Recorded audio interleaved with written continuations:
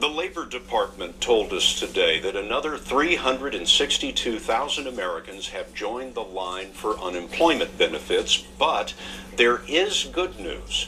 The number of people who have been out of work 27 weeks or more, the long-term unemployed, is trending downward. Have a look.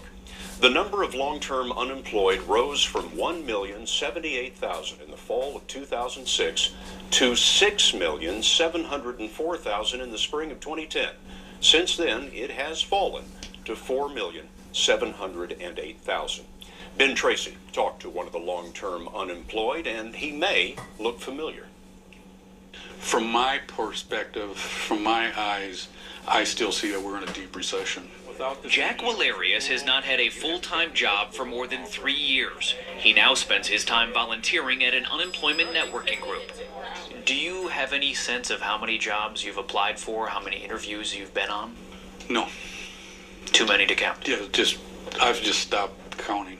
Walerius used to sell advertising to car dealerships. He's now one of the 4.7 million Americans who have been without work for more than 6 months.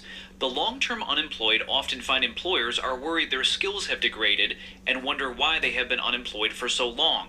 Those who do land a new job earn on average 17% less than they did before.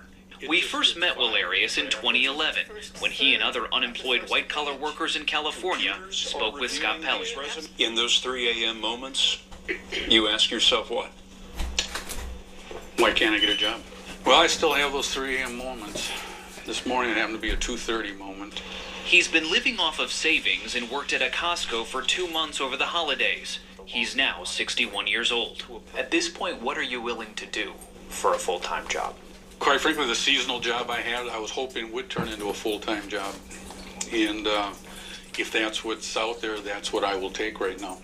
Be professional from the moment you get out of the car. Walerius says volunteering keeps him sane and gets him out of the house.